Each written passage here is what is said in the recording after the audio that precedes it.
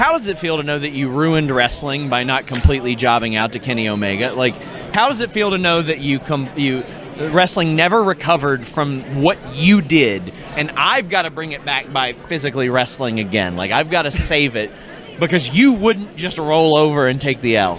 That is true. I don't think that, I think I've been asked about that more than anything in my entire career. I never have asked you, though. And I appreciate that, Sean. I really do, because that's the number one question that I get every single time. I don't know. I ruined wrestling. It is what it is. It's happened before. I'm sure it'll happen again. Somebody will go a little too long. That match wasn't even that long. It wasn't. It was like 6 minutes. A few minutes long. I also want to point out that everyone says that it was on Dark, and it wasn't. It was on Dynamite.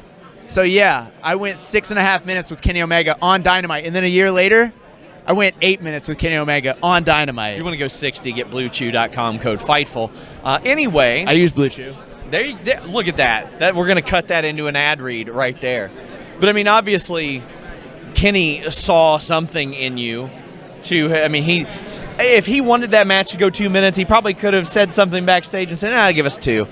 But, I mean, I think anybody that sees your work sees that in you. So, I mean, that was objectively a good spot for you at that point of your career. We did a spot together on an indie show. They were doing a bunch of indie shows right before AEW started. Like Kenny wrestled Phoenix on MCW, I believe it was, and then they came to Southern Honor Wrestling in Georgia, and I was the champion there at the time.